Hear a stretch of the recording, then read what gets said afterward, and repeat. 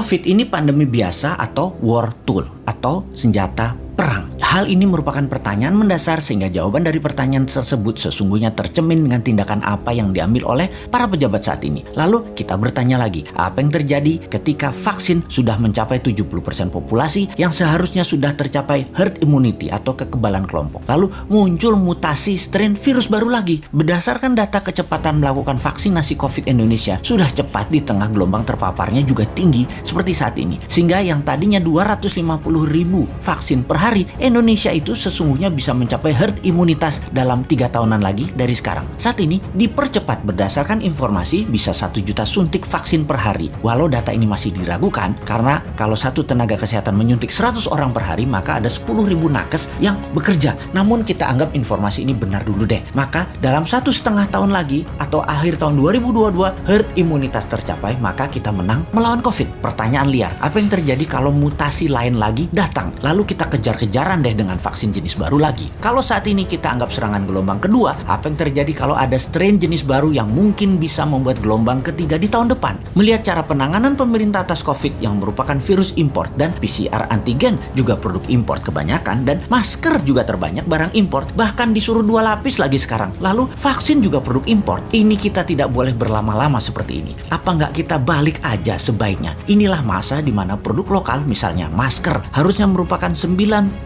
masker yang beredar di Indonesia saat ini adalah buatan lokal. Antigen tes lokalnya harus 100%. Vaksin lokal harus 50%. Atau obat peningkat imunitas yang lokal harus digenjot. Agar kalau virus mutan lagi, kita nggak terus bergantung impor yang akan membuat ekonomi negara digerogoti uang keluar atau flight capital. Sudah cara bernegaranya membatasi uang beredar menjadi tipis di tanah air, uang tadi ditarik keluar dengan berbagai kebutuhan impor dan tunai di tanah air harus hidup dengan pinjaman dolar asing dan yuan. Rupiah kok jadi nggak berdaulat ya? Pastinya karena kebijakannya terlalu impor. Walau bisa terlihat benar karena semuanya dalam keadaan darurat, tapi kalau bernegaranya daruratnya berkepanjangan seperti ini, sebenarnya bisa nggak masuk kategori salah kelola atau mismanagement bernegaranya. Lebaran tahun 2020 nih ya, kita nggak boleh mudik, pulang kampung, mudik apalah itu. Lalu tahun 2021 berlaku lagi, nggak boleh mudik lagi. Oke lah, kita manut, 2 kali ya kita manut. Walau ada beberapa orang nggak tahan melakukan pulang kampung yang katanya mereka lah penyebab meledaknya gelombang kedua paparan COVID sekarang. Oke lah, argumen ini diterima. Tetapi kalau tahun depan 2022 masih lagi, ini namanya nggak bisa kelola. Setuju nggak kalau hal ini kita sematkan? Nggak bisa kelola negara karena 3 kali berturut-turut kita nggak pulang kampung. Kembali ke pertanyaan awal. Kita bisa simpulkan dari pertanyaan pertama oleh pemerintah saat ini, COVID adalah pandemi biasa, bukan war tool atau senjata perang biologi. Menjawab pertanyaan kedua, kalau ada strain baru, maka sepertinya ya ikut aja atas apa yang akan terjadi nanti. Kumaha engke, tak ada antisipasinya, yang ada hanyalah mudah-mudahan nggak ada mutasi lagi. Kalau terjadi berlawanan, ini senjata biologi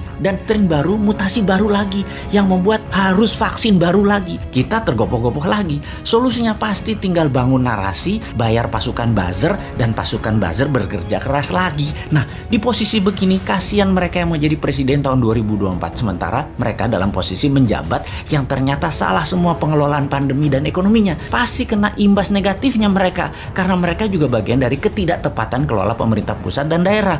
Karena yang digadang-gadang tahun 2024 kebanyakan pejabat incumbent. Di sini enaknya jadi yang bukan pejabat tetapi selalu memberikan solusi. Bahkan bukan hanya solusi, tapi saran yang dikerjakan walau dengan skala tanpa fasilitas. Bisa jadi kuda hitam nggak di tahun 2024 kira-kira dia itu. Tapi mudah-mudahan prediksi ini salah. Ekonomi membaik, COVID teratasi tahun ini. Amin. Cuman takut aja prediksi ini benar. Masa tinggal bosman tahun 2024? Ya nggak mungkin toh. Harusnya bisa 3 kali menjabat. Dukung!